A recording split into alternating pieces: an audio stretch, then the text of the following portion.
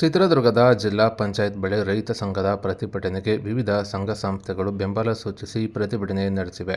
ಇನ್ನು ಚಿತ್ರದುರ್ಗದ ಜಿಲ್ಲಾ ಪಂಚಾಯತ್ ಬಳಿ ಕೇಂದ್ರ ಸರ್ಕಾರ ಭದ್ರಾ ಮೇಲ್ದಂಡೆ ಯೋಜನೆಗೆ ಹಣ ಬಿಡುಗಡೆ ಮಾಡುವಂತೆ ಆಗ್ರಹಿಸಿ ರೈತ ಸಂಘದ ವತಿಯಿಂದ ಅನಿರ್ದಿಷ್ಟಾವಧಿ ಪ್ರತಿಭಟನೆ ನಡೆಸುತ್ತಿದ್ದು, ಸೋಮವಾರ ಮಧ್ಯಾಹ್ನ 12:30ಕ್ಕೆ ಈ ಒಂದು ರೈತರ ಪ್ರತಿಭಟನೆಗೆ ಆಮ್ ಆದ್ಮಿ ಪಕ್ಷ, ಸಿಪಿಐ ಹಾಗೂ ಗ್ರಾಮೀಣ ಕೂಲಿ ಕಾರ್ಮಿಕರ ಸಂಘಟನೆ ವತಿಯಿಂದ ಬೆಂಬಲ ಸೂಚಿಸಿದ್ದು, ಜಿಲ್ಲಾ ಪಂಚಾಯತ್ ಬಳಿ ಪ್ರತಿಭಟನೆ ನಡೆಸುತ್ತಿದ್ದು, ರಾಜ್ಯ ಸರ್ಕಾರದ ವಿರುದ್ಧ ಘೋಷಣೆಗಳನ್ನು ಕೂಗಿ ಆಕ್ರೋಶ ಹೊರಹಾಕಿದ್ದು,